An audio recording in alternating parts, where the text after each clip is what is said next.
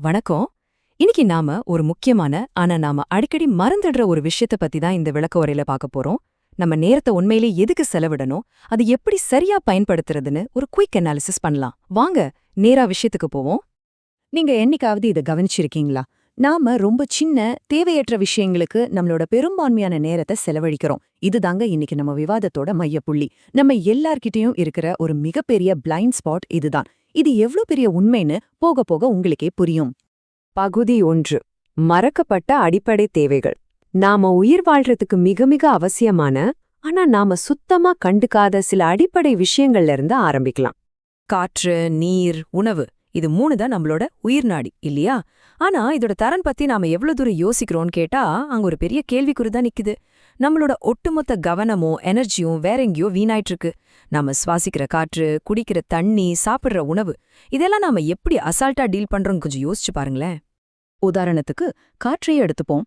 ஒவ்வொரு நிமிஷமும் நாம மூச்சு விடுறோம். ஆனா அந்த காற்று எவ்ளோ சுத்தமா இருக்கு, அதுல நச்சுத்தன்மை இருக்கான்னு என்னைக்காவது நம்ம செக் பண்ணியிருக்கோமா? கண்டிப்பா இல்ல. இந்த சின்ன அலட்சியம் தான் நாளைக்கு நுரையீரல் புற்றுநோய், சுவாச கோளாறுகள்னு பெரிய பெரிய ஆரோக்கிய பிரச்சனைகளுக்கு காரணமா அமையுது. இது எவ்ளோ சீரியஸான விஷயம்னு நம்ம உணர்றதே இல்ல. சரி, இப்ப இந்த கேள்வியை உங்களுக்கு நீங்களே கேட்டுக்கோங்க. நமக்கு ஒரு நாளைக்கு குறைஞ்சது 2 மணி நேரத்துக்கு ஒருக்காவது தாகம் எடுக்குது. அப்போ நம்ம குடிக்கிற தண்ணி எவ்ளோ சுத்தமா இருக்கு? நம்ம டெய்லி குடிக்கிற வாட்டர்ல உண்மையிலே நமக்கு தேவையான உயிர்ச்சத்தும் மினரல்ஸும் இருக்கான்னு என்னைக்காவது அளந்து பார்த்திருக்கோமா? யோசிச்சு பாரு. அடுத்தது நம்ம சாப்பாடு. ஒரு 3-4 மணி நேரத்துக்கு ஒரு முறை நமக்கு பசிக்குது. ஆனா நம்ம சாப்பிடுற உணவுகள்ல இருக்கிற கழிவுகள் தான் நமக்கு நோய்களா மாறுதுன்னு தெரிஞ்சும் அதைத்தான் திரும்ப திரும்ப சாப்பிடுறோம். நமக்கு தேவையான மைக்ரோ நியூட்ரியன்ஸ் கிடைக்குதான்னு கூட நம்ம பாக்குறதில்ல.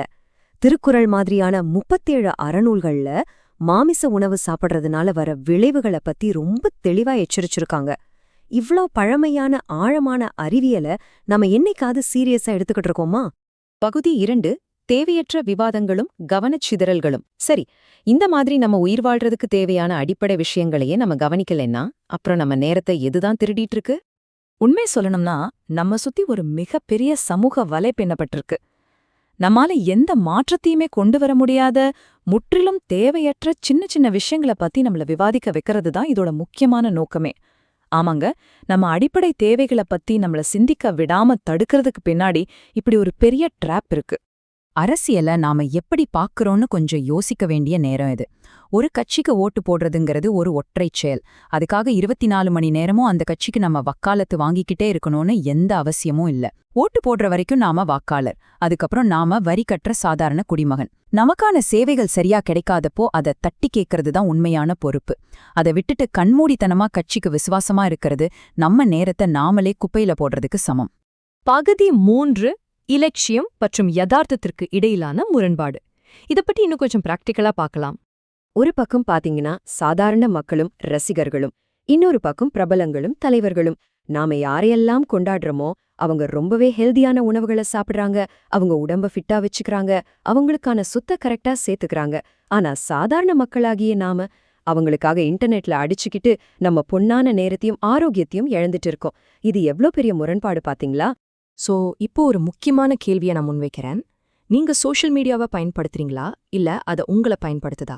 நம்மளோட டிஜிட்டல் பழக்க வழக்கங்களை நாம கண்டிப்பா சுய பரிசோதனை செஞ்சாக வேண்டிய கட்டாயத்துல இருக்கும். பகுதி 4. வெற்றியாளர்களின் உண்மையான ரகசியம். சரி, இவ்வளோ நேரம் வீணடிச்ச நம்ம எனர்ஜிய எப்படி நம்ம சுய முன்னேற்றத்துக்காக மாத்துறதுன்னு பார்க்கலாம். இனிமே நாம செய்ய வேண்டியது ரொம்பவே சிம்பிள். உணவு, உறைவிடம் மாதிரியான அடிப்படை தேவைகள் பத்தின விழிப்புணர்வு வீடியோக்களை நம்ம ஷேர் பண்ணலாம். அல்லது அது மாதிரி நல்ல விஷயங்களை சொல்ற கிரியேட்டர்ஸை சப்போர்ட் பண்ணலாம். அட்லீஸ்ட் வருஷத்துக்கு ஒரு முறையாவது முழு உடல் பரிசோதனை செஞ்சுக்கணும். அது மட்டும் இல்லாம வரலாறு, வாழ்க்கை முறை சம்பந்தப்பட்ட நல்ல புத்தகங்களை படிக்கலாம். அதை பத்தி மத்தவங்களுக்கும் ஷேர் பண்ணலாம். இப்படி பண்ணா நம்ம நாலேஜ் எவ்வளோ வளரும்னே யோசிச்சு பாருங்க. இதுல நாம ரொம்ப ஸ்ட்ராங்கா புரிஞ்சுக்க வேண்டிய விஷயம் ஒண்ணுதான். இந்த சினிமா நடிகர்களுக்காகவும் அரசியல்வாதிகளுக்காகவும் ஆன்லைன்ல சண்டை போடுறத தயவு செஞ்சு இப்போவே நிப்பாட்டுங்க. நம்ம எல்லாரும் ஒண்ணுங்கிற அந்த ஒற்றுமை உணர்வு கொண்டு வருவோம். இந்த வீணான டிஜிட்டல் விவாதங்களை தூக்கி போட்டுட்டு உங்க சொந்த உடம்பு, மனசு, அப்புறம் உங்க பொருளாதாரம், இதை எப்படி டெவலப் பண்றதுன்னு மட்டும் உங்க முழு ஃபோக்கஸையும் வைங்க. இதுதான் ரியல் கேம் சேஞ்சர். இறுதி பகுதி உங்களுக்கான அடுத்த படி. இப்போ ஆக்ஷன் எடுக்க வேண்டிய நேரம். இந்த நம்பரை நோட் பண்ணிக்கோங்க. 6383778517. உங்க சோஷியல் மீடியாவை சும்மா டைம் பாஸ்க்காகவோ விவாதங்களுக்காகவோ பயன்படுத்தாம உங்க ஆரோக்கியத்தையும் பொருளாதாரத்தையும் எப்படி உயர்த்துறதுன்னு நீங்க கத்துக்க நினைச்சா இந்த நம்பருக்கு நீங்க தாராளமா காண்டாக்ட் பண்ணலாம். உங்க தொழில டிஜிட்டல் வழியா எப்படி வளர்க்கலாங்கிறதுக்கான சரியான வழிகாட்டுதலும் ஆலோசனைகளும் உங்களுக்கு இங்க கிடைக்கும். ஓகே, நாம இந்த விளக்க உரையோட இறுதிக்கு வந்துட்டோம். போறதுக்கு முன்னாடி இந்த ஒரு வரிகளை மட்டும் உங்க மனசுல ஆழமா பதிவு செஞ்சுக்கோங்க. சின்ன சின்ன விஷயங்களுக்காக உங்களோட பெரிய நேரத்தை வீணாக்காதீங்க. இனிமே டெய்லி காலையில எழுந்ததும் உங்ககிட்ட ஒரு கேள்வி கேட்டுக்கோங்க. என்னோட மிக முக்கியமான விலை மதிப்பற்ற இந்த நேரத்தை ஏன் வாழ்க்கைக்கு நிஜமாவே பயன் தர விஷயங்களுக்கு தான் நான் கொடுக்கறேனா? கொஞ்சம் யோசிங்க, செயல்ல இறங்குங்க. மீண்டும் இது போல இன்னொரு சுவாரஸ்யமான விளக்க உரையில சந்திப்போம்.